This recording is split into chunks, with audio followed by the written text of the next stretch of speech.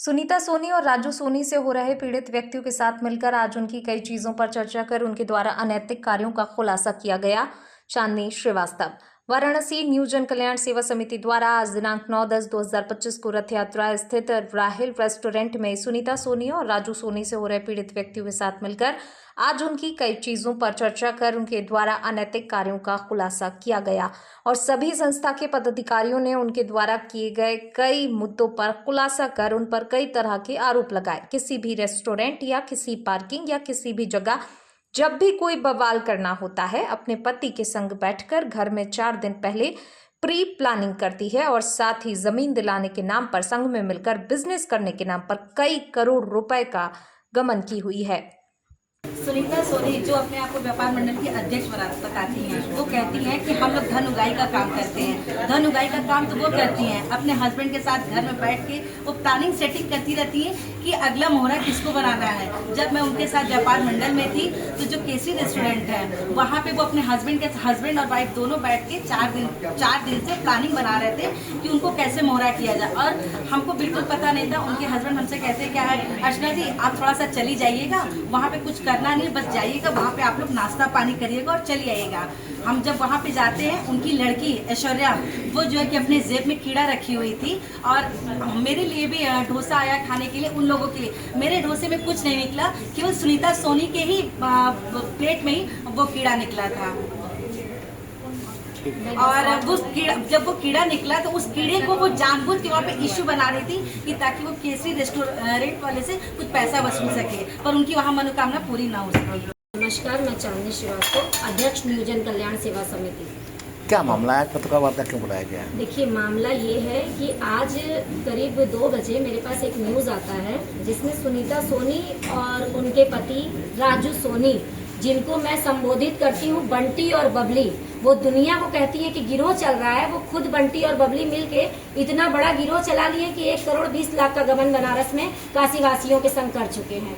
तो जिसका खुलासा करने मैं आज आई हूँ कि वो दूसरे के ऊपर आरोप प्रत्यारोप जो करती हैं, इन चीजों को यहीं से बंद कर दें, क्योंकि जिस स्कूल से पढ़ के बच्चा निकलता है, प्रिंसिपल होता है, स्टूडेंट होता है। आज बग्गा जी डायलिसिस के पेशेंट हैं, आप इस उम्र में उनके ऊपर जो भी एलिगेंस लगा रही हैं, सूर्या होटल का पैसा है, फलाने जगह का है, चांदनी श्रीवास्तव क्यों नहीं दिला पा रही हैं। चांदनी श्रीवास्तव का ये पेशा नहीं है कि वो जाके धन उगाई करे, पैसा वसूली करवाए। ये मेरा काम नहीं है। मेरा काम है समाज सेवा। मैं समाज सेवा करती हूँ। यदि समाज में किसी तरीके का गंदगी सुनीता सोनी या अदरवाइज किसी महिलाओं के संग इस तरह उत्पीड़न होगा कि महिलाओं का सामान ले लेना, बच्चियों का सामान रखवा लेना, कुछ भी इस टाइप का होगा तो मैं आवाज उठाऊंगी।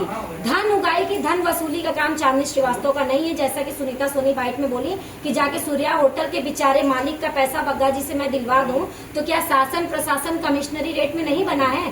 सारे पीड़ित जितने हैं, जिनका पैसा बड़े बड़े व्यापारी अगर वो बता रही है लेके बैठे हैं, तो क्यों सुनीता सोनी के ही पास जाता है अपनी पीड़ा बयां करने? क्योंकि क्या वो 50% डिस्काउंटेड है क्या कि आइए भैया मेरे यहाँ 1 करोड़ का बात है तो 50-50 हो जाएगा, मैं दिलवा दूंगी? ऐसा क्या है सुनीता सोनी का, मुझे भी नहीं समझ में आता है। वो बताएं कि चांदनी श्रीवास्तव में ऐसा क्या है कि सिर्फ सुनीता सोनी, क्योंकि सुनीता सोनी विगत 2 सालों से इतनी गंदगी मार्केट में की हुई है, इतनी गंदगी की हुई है जिसका कोई बात बयां नहीं किया जा सकता। उसमें कई ऐसे थाने, भेलूपुर थाना, चौक थाना और आपका कई ऐसे थाने हैं जिसमें चार्ज सीटेड हैं। वो खुद महिला मुझे बोलती है मेरा लंका थाने में प्रकरण है, तो बिल्कुल है। मैं एक मकान मालकिन के तरफ से गई थी, वो मेरी मेंबर हैं इंदू खत्री जी। तब मैं व्यापार मंडल की पदाधिकारी थी। पदाधिकारी के नाते मुझे अगर कहीं भी व्यापारी को मेरे समस्या होगा तो मैं जाऊंगी। यदि उसमें मेरे ऊपर मुकदमा होता है तो वो मुकदमा मुझे स्वीकार है, उसके लिए मुझे जेल भी जाना पड़े वो भी मुझे स्वीकार है। लेकिन सुनीता सोनी जैसी महिलाओं की तरह मेरा कोई भी कृत्य ऐसा नहीं है कि गरीबों का मैं उत्पीड़न करूं, गरीबों से पैसा लेके बैठूं, किसी को फर्जी चेक पकड़ा दूं पैसा लेके, जिसका बनारस में कहीं भी अकाउंट नहीं है। ये बंटी बबली का गिरोह ये कम होने का नाम नहीं ले रहा, लगातार इन सभी महिलाओं से पैसा लेके बैठी हैं। इस बच्ची का घर तक बर्बाद कर दी। ये दीपा गौड़ का जो वो नाम ली है, दीपा गौड़ के घर जाके इनके पति से इनका डिवोर्स तक करवा दी। तो वो महिला व्यापार मंडल के नाम पे एकदम कलंक वो खुद है। तो उसको तत्काल, उसका जो महिला व्यापार मंडल है उसको निरस्त होना चाहिए। एसीपी दशा समेत जो पूर्व थे अतुल अंजान जी, उनके द्वारा रजिस्ट्रार ऑफिस में दे दिया गया है इनके रजिस्ट्रेशन को भंग करने के लिए।